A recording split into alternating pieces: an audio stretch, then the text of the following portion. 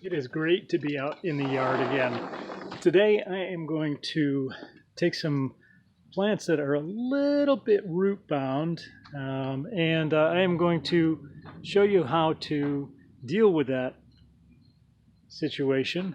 It's not the worst thing in the world when you've got root bound plants. I mean, what that means is you've got an active plant that is putting a lot of energy into roots and is probably going to do just fine. So don't ever dispose of a root bound plant, but you do need to know how to transfer it into another pot or into the ground in a way that it will be able to use all of that energy and put that energy into producing new roots that can go out and collect nutrient and produce some fruit or vegetables for you. So that's what we're talking about today. You'll want to make sure that you're ready with a pair of garden shears or scissors.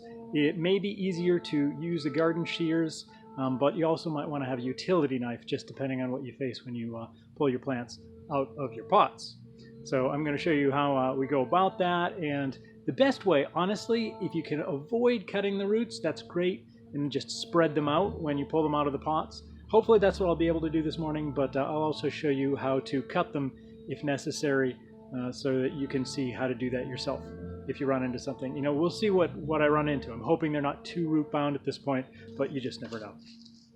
And here you see, yeah, we definitely have some excess roots here. So the ideal way of splitting this up would be to kind of pry apart the roots instead of cutting them. So I'm going to try that with this and see how that goes.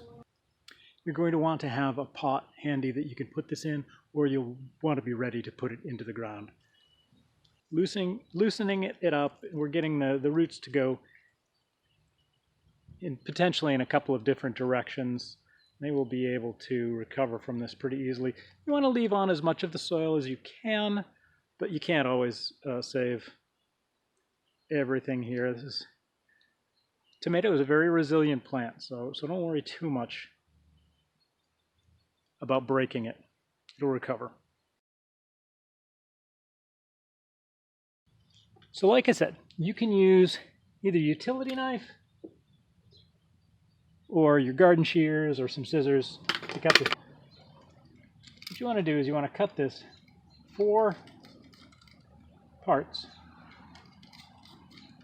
So if you do it with a utility knife, do it like that. With your garden shears, like this. You don't want to cut too deep in, just a little bit in.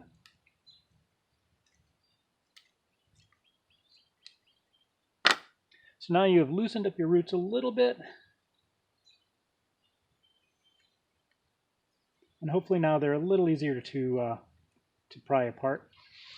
And once again, we're going to put this into a new pot with some new soil, and it should do just fine.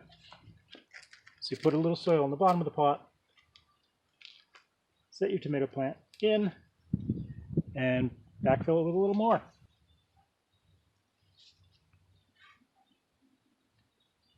We are now good to go with another tomato plant.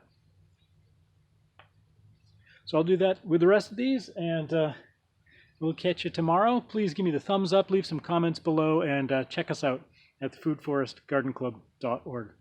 Thanks a lot. Have a great day.